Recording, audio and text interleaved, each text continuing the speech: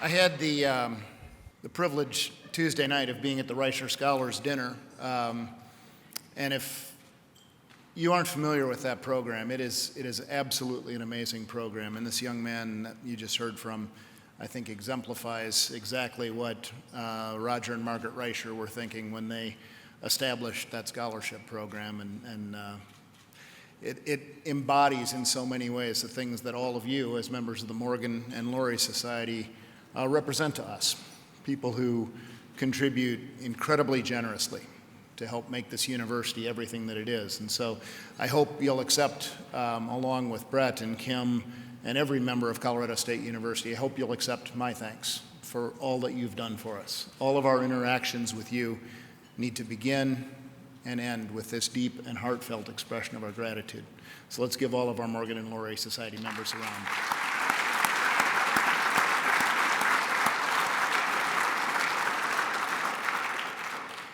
As usual, I also want to make sure that we thank our event staff. They do a great job at setting up this room and transforming it into this wonderful setting, and the people who prepare this great meal and serve it to us. Let's give all of them a round of applause as well.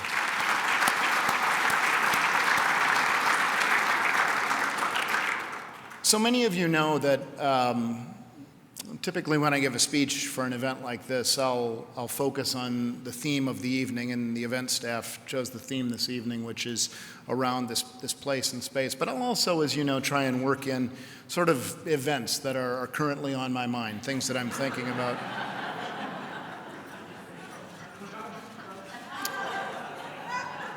Monday morning, I was on a plane to Washington, D.C., and I took out a business card and wrote down just some things that I thought I might work into the speech. Cubs. Things that I was thinking about that were on my mind. The election, the Cubs.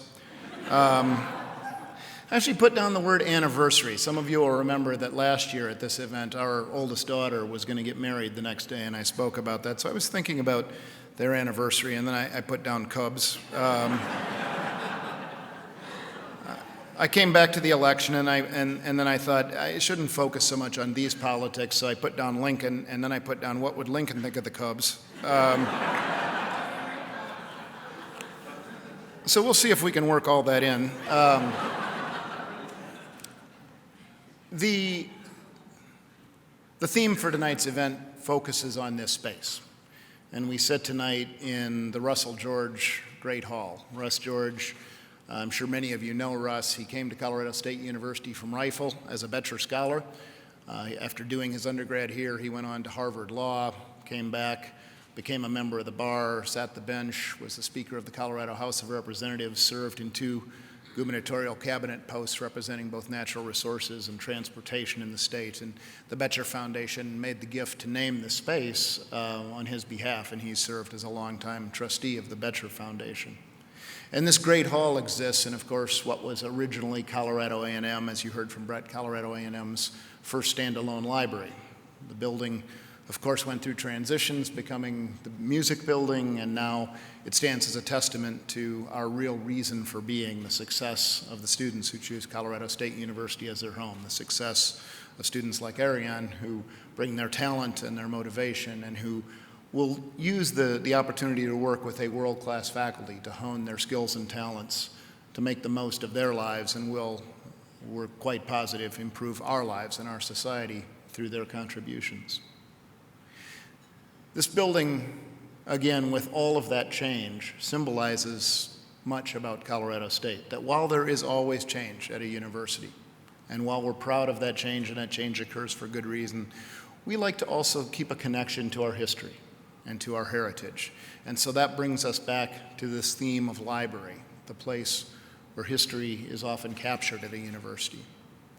At an event like this, we typically give away a momentum, a gift to all, a memento, a gift to all of you. And you'll see at your places, for each of the couples that are members of the Morgan and Laurie Society, a book. Now, the event staff asked me to pick the book, and had I known that the Cubs were going to win the World Series, I probably would have picked George Will's A Nice Little Place on the North Side, The History of Wrigley Field. But not knowing that at the time I had to pick the book, I was left with two fairly stark choices. One of my favorite books is Richard Russo's Straight Man, which is a delicious roast of academia. But cooler heads prevailed in the staff, and so they suggested that I pick something more serious. And so what you'll find in these books is the modern-day classic Team of Rivals about Lincoln and Lincoln's cabinet. Now, there are no shortage of themes in this book that one could turn into a speech. In fact, books have been written about many of these themes. You could work on the theme that good leaders surround themselves with the most talented people. You could work off the theme about effective leaders bringing in not only diverse but actually divergent voices into their decision-making processes. You could work off the idea of making sure that there's room inside the tent for people who share the same goals for an organization, but who might disagree, even passionately disagree, about the best way to attain those goals. And of course, there are no shortage of stories in this book about Lincoln and his innate leadership abilities. And those of you who have heard me speak know that it is rare that I shy away from a chance to talk about Lincoln. And in thinking about that, I realized that last year, perhaps, in this gala, I gave maybe the one speech where I don't believe I spoke about Lincoln. I was focused on our daughter's upcoming marriage. And as I said last week, we had the chance to celebrate their anniversary. Now, you also know that I like to study the etymology of words and where they come from. And anniversary has a very simple derivation. There are two Latin roots. The genitive anni, meaning year, and the past participle of the Latin vitere, meaning to turn. And you combine those and it means a recurring date, something that occurred each year. And originally, the Latin meaning of anniversary was linked to the recognition of the day of someone's death. Of course, in our time, it has come to be connected to a celebration of love and commitment. And I'll take a quick side note here. I'm going to work really hard not to make jokes about the connection of those two various meanings, because I don't think that will end well for me. This time of anniversary, this idea of recurring dates, of course, does not simply apply to wedding anniversaries. There are other recurring dates that we celebrate: birthdays, holidays, a whole series of days throughout the year where we pause, we take time out of very busy schedules, and we recall something that we want to celebrate, that we want to commemorate. This gala falls under that heading. It's a time for us again to gather with all of you, members of the Morgan and the Laurie societies, and to say thank you. Thank you for supporting one of the finest faculties anywhere in the country, to provide them the resources that they need to do their work, and to support the phenomenally talented students that have made up this great university and now make up the tremendous alumni ranks. The gifts that you give, the contributions you make, help lay a tremendous foundation for this university. And just as those members of these societies who came before you, you create something that will be, in a very real sense, a part of the history and the heritage of Colorado State University. And that theme of history and heritage keeps bringing us back to this space and to this room and its history as a library. There would have been a point in time when this library held some of the early volumes, the early works of Isaac Asimov. Asimov was a biochemist and physiologist who went on to become one of the most famous and prolific science fiction writers in history. This past summer, I took the opportunity to go back and reread a set of 14 books of his that he wrote non-sequentially throughout the span of his life, filling in various gaps, and they as he went, and they tell the story over several millennia of the next series of evolutions of humankind. And I was struck as I reread these books, I hadn't read them for several decades, I was struck how one of the main themes wasn't new discoveries and new technologies, as one might think from science fiction, but one of the main themes was over this tremendous source of time and span of time, how much of human knowledge had been lost, and how much time was spent trying to re-find it and recover it. And that brings us back to the setting of library. this place where we capture knowledge, to celebrate it, yes, but also to make sure that we don't repeat the mistakes that have been made before in history. And history's mistakes is one of the main themes that you'll find in the book, Team of Rivals. In this book, you'll find Lincoln, who was a voracious reader, trying to find precedents along with his cabinet members to help accomplish what was their singular goal as an administration, to preserve this union, this new republic, this young experiment in self-governance through democracy. And Lincoln and his cabinet members recognized that despite having to govern in the most divisive time in American history, they realized that what they were trying to salvage, what they were creating, had to serve all Americans after the war was over and after the republic was saved. And that observation leads me to be brave enough, reckless enough, to offer a thought at a non-political dinner about the upcoming election. This has been one of the most divisive political campaigns, at least of my lifetime. And we will go to the polls on Tuesday, and all of us will vote for the candidate that we believe is best positioned to lead this country. And at that point, we have a choice. We can frame our decisions and we can frame what happens going forward as whether or not our candidate won or our candidate lost. Or we can shift that frame and we can say that when those votes are cast and when those ballots are counted, we collectively, one entity, the American electorate, will have elected our president.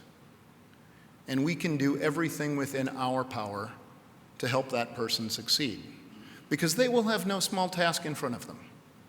They will have to lay down the tools of a very partisan campaign, and they will have to try and accomplish, to the best of their ability, what Lincoln and his cabinet were after: the ability to create an America that works for all Americans, those who voted for them and those who worked hard to the best of their ability to keep them out of that office. That's a tall order for any human being, and whoever is in that office will need all of our help to get there. Now, whoever winds up in that space and this theme of reaching out and needing help from the public at large takes me back to one final observation from the book Team of Rivals. Lincoln's cabinet was a great source of inspiration for him, but he also had a group that he called on outside government, outside cabinet. And some of these members of his inner circle of friends were people he had met from previous times in his life. One of them was a gentleman named Henry Asbury from Quincy, Illinois. Asbury was a member of the bar. He had been a former member of the Whig Party, one of the founding members of the Republican Party back in Illinois. He had been arguably the person who first put Lincoln's name forward as a candidate for president. And he helped Lincoln frame the four major questions that Lincoln used in the Lincoln-Douglas debates that really helped launch his national political career. And Lincoln and Asbury went on over those years to have a rich set of correspondence, most of which has been captured and recorded. And there are many famous quotes from the Lincoln-Asbury correspondence, but the one I thought I would focus on this evening is from a letter that Lincoln wrote to Asbury, where he said, and I'll paraphrase this slightly, "The cause must not be surrendered after one defeat, nor even after 100 defeats." Now, 25 years after Lincoln died, the first professional baseball association was formed.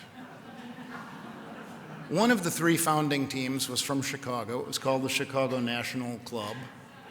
It went on to become the Chicago Cubs, and Lincoln, being from Illinois, I'm going to make this statement, and although I can't prove it, I defy any of you to prove me wrong. I think Lincoln would have been a Cubs fan. And that got me to thinking about a letter that Lincoln might have written to Asbury the day after the World Series. The cause must not be surrendered after 1 year of defeat. or even 100 years of defeat. But 108 years is just about enough.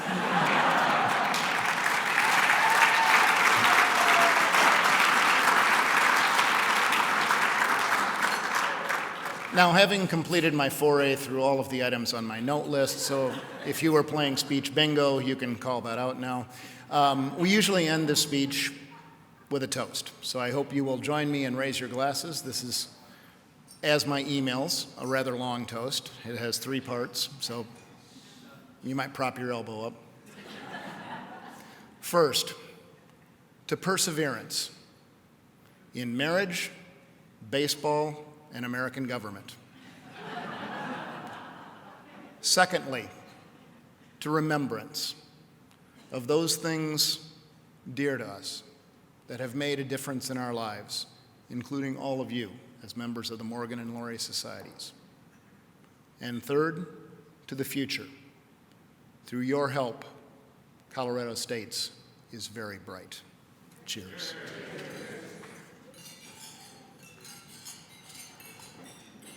Thank you all for all that you do, and thank you for coming this evening.